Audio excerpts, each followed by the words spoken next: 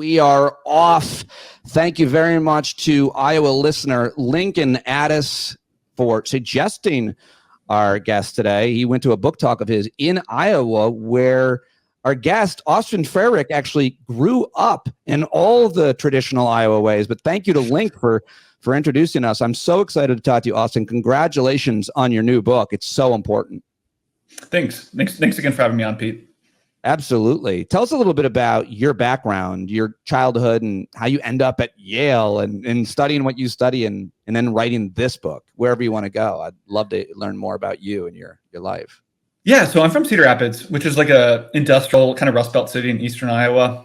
Like it's a big corn town. Your fruit roll-ups, your Quaker Oats, all that kind of good stuff is made there. I'm the first in my family to go to college. My dad's an ethanol truck driver. My mom used to run bakeries, but now kind of helps older people in town. I went to Grinnell College down the road, went to grad school at Madison. My first job was at the Library of Congress, then went to Treasury, and now I study concentration in the food system at Yale. How did you end up studying food systems? How did you get to there? Was it something to do with witnessing them all in Iowa as a boy? Two things. One, my grandfather's my everything. That was my role model growing up. So I spent every Saturday out he lived down the country. He didn't live on a farm, but he lived on some acreage. I just love plants. I love gardening. I love that kind of stuff. I've always have. Also, it's really easy to grow anything in Iowa. But then the other thing too is I've always had a corporate power framework. My thesis in college was on the slaughterhouse towns in Iowa. My grandpa used to work at a slaughterhouse, and I spent my college years just studying these slaughterhouse towns, being like, oh, these are modern day company towns. Like what we saw in West Virginia in the 19th century, we see those again today in these towns in Iowa. So much to talk about with this book in terms of our government, our systems, our politics, our media, and obviously our law. Tell me a little bit more about your background as an expert in antitrust monopoly, because I feel like that's kind of boring to talk about, but I feel like you can make anything sexy. I mean, antitrust is really about power. Who owns it? Who has it? I got started on this whole bandwagon back in 2016. I was at the U.S. Treasury Department. I was a tax economist. I know, sexy. But I was writing an academic paper on the growth of monopoly profits in the tax code. And I was like, it's one thing to see in pharmaceutical. That's kind of the deal. You get monopoly for inventing a drug. But then to see it in food and agriculture, I was like, what's going on here? At the same time, too, I was a Bernie supporter in 2016. And here I am at the bastion of privilege. I'm dealing with all these prep school New England guys and people just not understanding what was going on in America at that point. Most of my family are Trump supporters. I started researching monopoly stuff, and I found the work of this young woman named Lena Khan. She wrote a paper on how Amazon's monopoly, but before then, she was a journalist, and she wrote about chicken monopolies. Got coffee with her. She's the one that really tuned me into all this antitrust history that really was forgotten with the election of President Reagan. What is her name? Lena Khan. So people might know who she is because she's now the chairwoman of the Federal Trade Commission. She's the one filing all the anti-monopoly lawsuits against big tech right now. She's a good guy in the administration, or am I simplifying? There is no such thing. You can't be a good guy in our system. I would argue she's one of President Biden's best political appointments. I mean, she's the superstar. She walks into a law school in America now. The kids just adore her. You have Matt Gaetz praising her for going after big tech. She's the one that just announced last week that the administration's trying to ban non-competes. I mean, she's kind of an old-fashioned trust buster. And who doesn't love that right now? Wow. Well, actually, who doesn't love that? Because I think what's interesting about this book, this subject, and I'm be honest with you, I've not heard someone deliver to a conservative, right-wing, even MAGA audience the message that you have and come across as well as you do, because this issue isn't that divisive. I'm trying to think about how to word it, but how do you articulate how you've done at communicating this issue to conservative audiences, seeing as that people like Matt Gaetz agree? I think as weird as it sounds is I grew up in that ecosystem. I used to watch Bill O'Reilly when I was little and read his books. My grandfather. What a horrible childhood you must have had. But I understand that rhetoric. I still go to my grandparents' house. They have Fox News on all the time. So I know what the talking points are at any given moment. And the key thing is you have to show respect, but you have to hold your ground. At some point too, I'm a big believer in the biggest changes in America usually come when you have weird bedfellows come together. So how can I put this weird big tent coalition together? And also, why not try to outflank Republicans on this issue? I mean, especially in meatpacking. I mean, we're back when you learn about monopolies in school, you learn about meatpacking, you learn about the jungle. Like, why not be pro-farmer? Why not be pro-rancher and really confront this issue head on? Yeah, let's talk about all of it. The book is so important, so good. Your perspective on it is extremely enlightening. Barron's Money, Power, and the Corruption of America's Food Industry.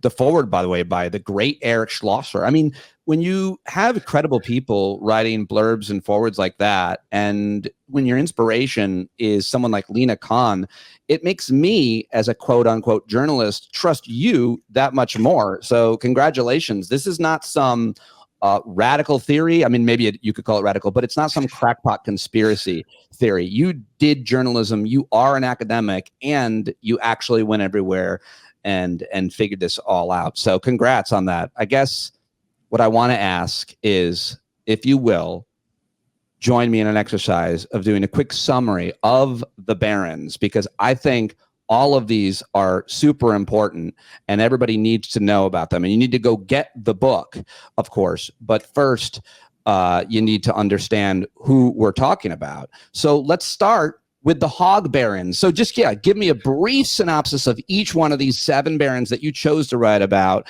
and then we'll go back and go deeper for the listener. All right, the hog barons, who are they? Yeah, and just so your listeners understand too, each baron's more about a bigger structural story. So the hog barons are the most politically powerful couple in Iowa. They donate $300,000 to the governor of Iowa, and they use their story to tell the story of the death of the family farm in Iowa, the corporate capture of my home state. How did one couple come to do 5 million hogs by themselves? You grew up seeing hogs everywhere, and now they're gone. Yeah, I mean, even dairy cows are gone too now. My parents keep a camper up in Northeast Iowa, and that used to be dairy country. And you just drive it, and so you smell the animals, but you don't see them because they've been stuffed into these metal sheds. Yeah, it's like winter, gone. The hog baron. Who are the hog barons? Who are they? Jeff and Deb Hansen. Okay, we'll look them up. The grain barons is number 2. Who are the grain barons? This is the wild one. This was not in my original book proposal. It's Cargill. Cargill is the largest private company in America. They are bigger than the Koch brothers. I think of Cargill as the closest thing we have to a modern day Standard Oil. They're all about moving grains and owning the middle, owning the pipelines. They transport like 1 in 3, 1 in 4 grains in the world. I even joke at the end of that chapter that they're almost a better comparison is actually the 19th century British Empire, because the sun never sets on the Cargill grain empire. Oh, it's so good. You're doing a great job minimizing these really complex and important issues and chapters. Everybody has to get the book, but I want to get through so everybody knows who we're talking about, at least a little bit. The coffee barons. Yeah, the coffee. This was the hardest one to write, but I was so determined to make this point. It's about a secret German family. They were incredibly early supporters of Hitler, very close to Hitler. The family's whole playbook is monopoly, is they roll up in industry. So after they used to be chemicals, now they basically entered the American coffee markets in 2012 when they bought Pete's, and then they bought a bunch of other brands. So you probably never heard of them, but I guarantee you probably had one of their products in the last month. They own Panera, Krispy Kreme, Pret a Manger, the little Keurig cups, Stumptown Caribou Coffee, Brugger's Bagels, Einstein's Bagels. They now sell more coffee than Starbucks. Do they own David's Bagels in my hometown? Own what? David's Bagels in my hometown? It sounds like they own everything. I'm making a joke. There are still locals, obviously. We can talk about that and why and how they even exist and when they'll be bought. Who are the dairy barons? Dairy barons are Mike and Sue McCloskey. They own Fair Oaks Farms, and they created the fancy milk brand called Fairlife that's becoming really, really popular in the grocery store. Young men love it because it has really high protein counts in it, super long shelf life. Coca-Cola actually just bought it from them. To quote one Coke exec, it's twice the price of milk for half the volume. But I use their story to tell the bigger story of these things in USDA called checkoffs that really control the conversation over the food system in America. The berry barons, this really broke my heart. I love berries so much, and I actually like this brand. I think they're better tasting than other brands, and I know they're not as good as the raspberries that grown in my yard or the blackberries that grew up in my yard growing up, or but they have these giant strawberries the size of your fist, and they're shiny and they're beautiful. I know they don't taste always as good, but I feel like their blueberries, if I took a taste test, are generally better than the others. I've looked them up, I researched them, and I didn't learn any of what you're about to do as you tear my heart out over Driscoll's berries. This one shocks people the most because they have such a bourgeois brand, Driscoll's, but so disconnected with their production model. So they sell 1 in 3 berries in America. They grow berries on every continent in the world except Antarctica, except they don't grow a single berry. They contracted out production, and a production model that is derived from sharecropping, that really exploitative model that comes out of the South that was used to screw black farmers. They applied that to berry production. So that way you can hire 12-year-olds to grow berries in Baja California, and they complete ignorance. Unbelievable. Oh, you're killing me. The slaughter barons. So there's a whole industry that focuses only on the slaughter part of the animal. Is that right? Yeah. My JBS is the slaughtering barons. They are 2 Brazilian brothers. They are number 1 globally in beef, chicken, number 2 in pork, number 1 in leather. They're the largest meat company the world has ever seen. I would argue they are the closest thing we have in modern America to a criminal organization. They pled guilty to bribing their way to monopoly level status. And I didn't even know this. Like, meatpacking is like what I really know, because this news dropped right before the 2020 election. The grocery barons. This is my king of kings. It's the Walton family, Walmart. I never thought of Walmart as a grocery store, even though I've been there plenty of times, but 60% of their sales comes from grocery. They sell 1 in 3 groceries in America. I mean, their market share is just incredible. They're the world's richest family. I mean, their market share is the same as the 2nd, 3rd, 4th, 5th, 6th, and 7th combined. I think of Walmart as the closest thing we've ever had in America to a Soviet Union style Politburo, because you don't negotiate with Walmart. It's supply and command. They dictate because they have so much market power. It's unbelievable. These 7 chapters all need to be read. Everybody needs to get this book, and let's dig a little bit more into it. Your background, you're like a kind of a meat and dairy wonk or something? Yeah, as weird as that sounds. Well, tell me, just tell us a little bit about the agriculture industry and how it's changed. And I feel like specifically you and others point to the 1996 Farm Bill that was passed under Bill Clinton. I think, and have covered a lot about finance and deregulation of the banking industry and so on. I've done a little bit about agriculture, but I don't remember much of it. And I feel like this is to some extent similar. Let's talk about the federal government and what they do and what they've done and how that's changed, well, everything. Yeah, so that's really the big focus on my Grain Barons chapter is I tell the history of the Farm Bill. So I open with the New Deal Farm Bill, it's really rooted out of the Dust Bowl. These markets were oversupplied, they were gutted. And so basically the government's goal was kind of do a Goldilocks thing. How do you produce just enough, but not too much? So farmers would get subsidies, but in order to get subsidies, you have to do conservation. You have to take land out of production. And this system worked really well. It was a balanced equilibrium. Here's the thing though, Cargill hated it. Because their goal is to process and move as much grain as possible. So they first financed a lawsuit to abolish the Farm Bill, went to Supreme Court, it got tossed out, so they had to redesign it. But that system really held, and it was really responsible for family farms thriving for a long time. That said, this was a very white-centric Farm Bill. I just want to make that point very clear, especially in the South, because the way that was administered at the local level. Black people did all the farming in the South, but white landowners pocketed the subsidies and kicked Black people off their land. So I don't want to romanticize the past, but I just want to acknowledge that. Moving forward, Cargill systematically attacked the Farm Bill because it wanted to produce more and more and more. And I really focused on, as you said, that 1996 one, where I call it the Wall Street Farm Bill. Because right now the Farm Bill is now built for everyone, only just for Wall Street at the expense of all of us. It is designed to overproduce grains. That's why, to me, heavily processed food is so much cheaper than fresh fruit. You need to have money to eat healthy now in America, and that's by design. That's because of Cargill, because all they want to do is make corn syrup as cheap as possible. Talk to me about what role private equity plays in, say, or grocery stores or anything else, because They make everything worse, or newspapers or consolidation. I mean, and I think it's fascinating reading and hearing you talk about this, because you name all of these restaurants and stores that we go to and have no idea that they've been taken over. And you just slowly realize, man, the menu seems to suck these days. They haven't innovated much, and it seems like the people that run this place might have never been here. Yeah, no, it's so my coffee baron, they're private equity. That's what they are. And Panera's not the same anymore. That's the coffee baron, the secret German family, the Rymans. Yeah. That's their whole play, is they saw a competitive market and they decided to roll it up. So they aggressively acquired all those companies.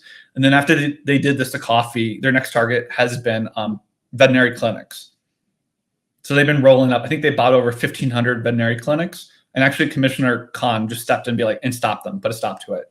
But that's what they do. That's what private equity does, is you roll up an industry, because it's all about having that market power. Once you establish that big dominance, it's really screwing over the coffee growers, because instead of having 20 different buyers of their coffee, they just have one company. It stifles innovation. A lot of these stores are not that good anymore. Panera's kind of run down. Insomnia missed the rise of Crumble Cookie, all that kind of stuff. Talk a little bit about the argument that, kind of right-wing free market, Friedman, libertarian, I'll use a couple other labels, often RFK supporters. Talk about some of the arguments that they make and why they're wrong, because they're always arguing to deregulate, and they're often, I think, antitrust as well. They understand the problem with if one company owns the entire market, but they don't understand often or admit to how much the government subsidizes industries and companies, and they don't realize that, well, you can take it a lot better than I can. What's wrong with the laissez-faire argument when it comes to any of these barons or industries? Well, it's just the simple premise of the goal of any corporate executive is monopoly. I just had such an aha thing 2 years ago, sitting in a business school class. They're like, that's their goal. And so there's a fundamental tension between business and government. Government wants competitive markets. It wants innovation, and business doesn't. Your goal is monopoly. Your goal is to lock in, entrench your monopoly. So here's the thing about those types. There's always going to be hacks. There's always, in the laissez-faire era, there's always going to be some academic willing to sell their soul to cash out for the rich. They're a tale as old as time. I just think that's why I really use this robber baron framework, is to show people we've been here before. We're in another gilded age. And we need to usher in the new reform era. Yeah, we'll talk about how, and if that's possible. You've worked in government. You have some really interesting thoughts about how that can be done. You mentioned race, and obviously I talk a lot about that. I don't know if it's obvious. I talk a lot about that on here on the program. Talk to me a little bit more about how these farms were and are built on the backs of Black and brown folks, especially in America and currently right now. To me, a big undercurrent of this book is, what is a farmer? All these barons cosplay as a farmer. My dairy barons have been on Dirty Jobs with Mike Rowe, and he sold their farmer narrative like he used to sell products on QVC. By the way, I love that sassy line. But they secretly live at the Ritz-Carlton in Puerto Rico, most likely to evade capital income taxes. Who's the farmer? It's mostly the undocumented brown workers on their farms. That the food system inherently is rooted in slavery and genocide, and we made progress at one point to improve it, get better. And what we've seen in the last few decades is a retrenchment back to its exploitative origins. The whole Berry model of production is just rooted in that old sharecropping, quasi-slavery model. Neo-plantations, you're seeing a rise of offshore. What's even more wild about the dairy baron is not only are they the employer for these undocumented workers, a lot of the time they are also the landlord. They're the largest employer in the county. So they become almost like these feudal lords in these rural communities. There's the power dynamics in these places are truly extractive colony. That's what I would compare them to. What role and how much of the solution in that case or any other case is organizing the labor movement? It's everything. I follow this Twitter account. Is it United Migrant Workers? I think they're in California. They make these amazing videos. They're really effective on social media. It's made me want to support them most, showing how innovative the people in the fields are and how hard they work and how fast they work. What role does labor play for solutions? Labor is going to be the future of any food reform movement. 1 in 10 Americans work in the system. People like my mom and dad. And if we center reforms in them, that's how you make prosperity. And I think 2 big things is, I think slaughterhouse workers are a really good example of it. These were low-wage exploitative occupations. And we said as a society after the jungle, no, we want better. So we did reforms. And we elevated that to a solid middle-class profession. People like my grandpa enjoyed the prosperity of that. And then what we've seen is a systematic assault by industry, attacking that, reverting that back to a low-wage occupation. So we can take these occupations and make them a solid middle-class living if we choose to. The big thing to farm workers who it's underappreciated is what these trade agreements have done in the food system, because any progress they make is undermined by these BS free trade agreements where essentially... Say more, pick one. I mean, I was astonished. We could go way back to the major trade agreements and NAFTA and things that people have heard. But I was astonished when Trump did what he did on trade, basically selling out the bottom, taking out the bottom of the markets for specifically, I think, soy and maybe other farmers, and then not sending that to China and countries that were buying it, and opening the market. I'm not doing a good job explaining this, to other countries that came in and stole American farmers' lunch. How did I do there? And is that a good example what happened during Trump? Or you can go obviously back to Clinton, whatever you want. Oh, I would be even more aggressive. He just gave them bribes. He broke those markets. And he paid. They all got government stipends, subsidies, welfare, whatever you want to call it, these farmers. A bribe. Yeah, whatever. A buy off, like... It's I mean, that's what he does. He runs his mouth and then he shuts people up by throwing money at them. Well, not his money. But these trade agreements, what they did is, you have all these farm workers in California really organized to better their lives, and they did. But then you sign these fair trade agreements, and when these supply chains get long, transparency collapses. I really think of them like what happened to your clothing. When those jobs went from the Carolinas to Southeast Asia, we basically have normalized triangle fires every year or 2. And that's what's happened in the food system. It's so dangerous to go report on these modern plantations where produce is grown that there's just so much going on that we don't know about. And the other thing too is it makes a pretty bad tasting product. A berry that's coming from Chile or Morocco is not going to taste the same as one grown in your backyard. It's not engineered for taste. It's engineered for durability. It's engineered for durability so that when it travels all the way across the planet, it still looks fucking amazing. Is that what you mean? Yeah. And the case that it's in and all of that, a lot of packaging and shipping, all of it. Talk to me more about the Department of Agriculture, including this one right now under President Biden. You just praised the commissioner of the FTC, Lena Khan, and do you have similar praise for Tom Vilsack, your former governor? What did he do? How did he do in Iowa? Didn't he hollow Iowa out and then leave? Yeah, I was going to say that's I get a lot of my dislike of Vilsack comes out clear in this book. And it's something I wrestled with because I liked him growing up. He did some really good things as governor, but then you start pulling back his rhetoric or looking at what he says and what he does are 2 different things. And you realize, oh, he's like Harold Hill in The Music Man or Monorail Man in The Simpsons. He'll tell you what you want to hear, but his words mean absolutely nothing. Go harder, please. Oh, okay. I'll get very New Deal Catholic right now. So his whole thing was, I really think with him, you can see one of Biden's worst political appointments. And the 2 big things are, one, I've never seen a more bipartisan pinata right now than reforming the American meat markets. What they did to workers under COVID, how they're gouging you at the store. They're not even American companies, how they bribed away from monopoly level status. We know what to do here. We did it a century ago. You break them up. This isn't rocket science here. Not only did he fail to do that, he wasted $1 billion of taxpayer money financing new startups. That's like giving $1 billion to Ask Jeeves saying, good luck against Google. Might as well light it on fire.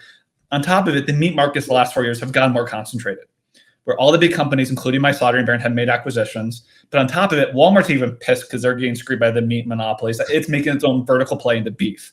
So it's building a massive beef slaughterhouse in Wichita right now. So you have all that going on where it's just like this awful mix of incompetency with corruption. But then on top of it, agriculture is the 2nd largest contributor to the climate crisis, and he's doing absolutely nothing. He's just making it worse. His whole thing is there is putting ethanol in airplanes and then trying to take ethanol gas from Iowa, build these pipelines, take it up to North Dakota to use in fracking and call that good for the climate. Tell me more about ethanol. Everybody has an opinion on ethanol. Your dad made his living off of ethanol. You grew up in Iowa. Without ethanol, you probably You wouldn't be here. I don't know. No. I make that joke. I mean, I'm a first generation college student. Ethanol helped pay for it, but I'm not like it's 2024. If you think ethanol is good for the climate, then you believe the Earth is flat. Why is ethanol bad for the climate? Burning it is bad. You're literally taking the best farmland in the world and burning it in your car for like at best it's a wash. I mean, to be honest with you, I didn't even have ethanol in near the final version of this book. I'm so sick of talking about it. It's dead. It's whatever. I just put in 4 new lines at the very end of it's a farce. At best, it's a wash. The Museum of Failure even included it as an exhibit item. The Museum of Failure. It's a great museum, by the way. It's like a traveling thing. I recommend it if it comes to your town. That sounds really interesting. Talk to me more about grocery stores and the grocery barons. You know, everybody can relate to, well, everything you're talking about. We all eat, we all consume, we all buy. Some of us order groceries and have them delivered to our houses. People do it differently, but we all know the stores you're talking about. And there's not very many independent, locally owned or family owned grocery stores, are there? I mean, I think there's one in my town. It's more expensive and they have cashiers and it's a little bit more folksy and they have a great selection, I think, generally speaking, and all that. But I feel like it's very hard to exist as an independent, locally owned grocery store where you have maybe one or more locations. Oh, totally. I mean, let me start by saying I just love grocery stores. This chapter is twice as long as any other one. I also just think in general, the media hasn't given Walmart enough attention in the last few years. Everyone's focused on Amazon because Walmart is not in urban America. Whereas, like, I framed this whole chapter that Walmart and Amazon are in this epic, Godzilla versus Mothra fight, and I think Walmart's winning. And it's been centered in grocery, where Amazon made an aggressive play by buying Whole Foods to get into the grocery space for that last mile, and then Walmart has been throwing a ton of money into essentially building up Walmart online, which I would actually argue is just as good as Amazon now. But the scary thing with Walmart is, here's the thing, when Walmart comes to town, you don't buy more milk. You just shift your consumption. And what Walmart has done for the last few decades is it keeps gobbling up more and more. So it's first the whole notion of like the super center is actually a French idea. Sam Walton was on vacation and saw this French company called Carrefour. They called hypermarkets in Europe, and he just copied the idea. And so what he realized is, I don't really make money on groceries, but you come into my store more often, and I make money when you buy tennis balls. So he gets you in the store. But then now Walmart has banks in them, Walmart money centers. In red states that didn't expand Medicaid, they're putting in healthcare clinics. They're testing out veterinary clinics. I mean, their goal is to capture every dollar of America's underclass. And what I really use, sorry? Go ahead. I was going to say, what I really use there too is like what this means for suppliers to Walmart. There used to be this whole regulatory framework to basically maintain competition protections between suppliers to Walmart. And when that went away, Walmart's power just surged. So now Walmart dictates to its suppliers, where my favorite little example of its power is if you are a supplier to Walmart, no more than 30% of your sales can come from Walmart. Didn't understand that, had to ask around in the grocery industry. And what someone told me is it's a risk, it's a supply chain risk management. Walmart knows it's such a vulture that usually as a supplier, if you sell to them at cost or a loss, so you need to make up your money elsewhere. And if you go over that, you put yourself at the risk of bankruptcy. So Walmart wants you on life support, but doesn't want to kill you. Man, I have to read and reread, listen and re-listen. It's so important. Everything that you're talking about, I just want to slow it all down and think more about it. Let's pivot to our own behavior and government solutions, if you will. You do offer them in the end of the book. You have all kinds of different ideas. I want to believe they're possible. You seem more like a realist than an optimist, which I'm more, I think, sometimes. So I'm open to all of it. But let's start with the guilt, the personal guilt, personal consumption. You also strike me as a really thoughtful, ethical, moral guy, probably, similar to my views. I don't know. But how do you consume? I mean, what am I not going to buy Driscoll's berries anymore? Berries are my favorite thing. And now I'm supporting something close to indentured servitude. There's 2 questions I got at every book talk, Pete. I kid you not, is what do I buy? And am I worried about my safety? Are you worried about your safety covering these? Yeah, take that latter one. Well, take the first one first and then go ahead into that, because I know it is a really intimidating and dangerous thing that you're doing, blowing the whistle. So for the first one is, first of all, I have the privilege to have my income to consume what I can consume. My big point though is individual consumption won't change anything. That whole notion, that's a very neoliberal thing. Be like, I will use my fork to change the system. That doesn't happen, because what happens is all those new yuppie brands essentially get bought up by the big companies, and a lot of what made them unique and special usually gets hollowed out. So I really focus on structural, bigger picture things. That said, at the local level, what you could really do is procurement. Is most farmers will tell you they don't like doing the farmers market. It's not consistent. They can get rained out. If you really like someone, you pair them up with a local college or school. That's huge. That stabilizes their business. You're keeping your money locally. That's what you can do at the local level, is use your time to help, because these farmers, they can't do everything. They can't be in the business. They can't be salesmen too at the same time.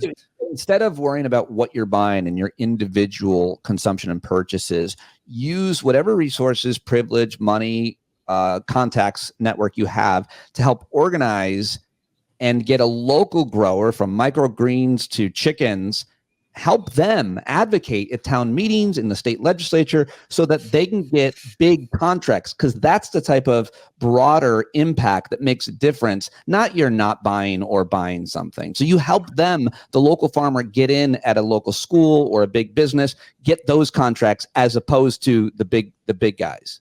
100%. It's also just good politics. I mean, that stuff pulls so well, and like, you can outflank Republicans here. Like, who doesn't want all beef served in Wisconsin coming from Wisconsin beef farmers, not from the Amazon rainforest? Right. Talk to me a little bit more about the future of energy and climate, and why that matters, because I think that's so important to everything here, whether it's animals or plants. It all depends on how our planet ends up acting. Yeah, we need to localize these supply chains. What you're going to eat in New England is going to be different than Iowa. I'm going to eat more pork in Iowa. You're going to eat more seafood in New England. And you just can't be having all your beef coming from halfway around the world. Schools can help drive that supply chain. Whereas, putting local green pepper in a Dollar General doesn't do anything. Talk to me about that other question about your safety and security. Journalists don't often cover this issue. You're, an academic turned journalist, it would seem. You wrote the book about this based on your experience and what you learned, both in government and in academia. And do you have to look over your shoulder? Have you been threatened? Have you been whispered to? I was very fortunate to have. Eric's been an incredible mentor in this. I'm having an audio problem. I don't know if it's on my end or your end. I'll have you just answer that question again. But stand by 1 second, Austin. And this will probably be my last question anyway, or close to it. Hold on. Let me just do something.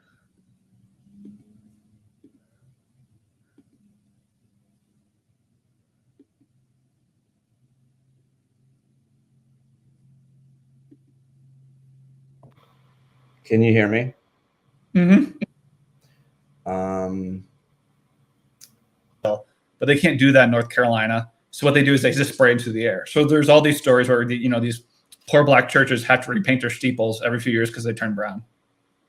Can you just let me just take that last question again, and something happened, and then we're done. Tell me about this idea that they spray pig shit and that they do it in like poor areas, because this is really mind-blowing. Yeah, I would say this is the best modern example of structural racism in the American food system. And it all started because a state senator in North Carolina deregulated the hog industry to allow this race to the bottom, this industrialization of hog production. And they did it in the poor black areas of eastern North Carolina, where in Iowa, what they do is they have these massive lagoons full of shit. And so they drain them and they inject it into the soil. But because of the water table level in eastern North Carolina, they spray it into the air. So there's all these stories where these poor black churches have to repaint their steeples every few years because they turn brown. It is crazy to learn, as is everything in the book. I hope everybody goes and gets it. Austin, such a pleasure to talk to you, and I look forward to doing it again. Thank you so much for joining me today. Yeah, thanks again for having me on, Pete.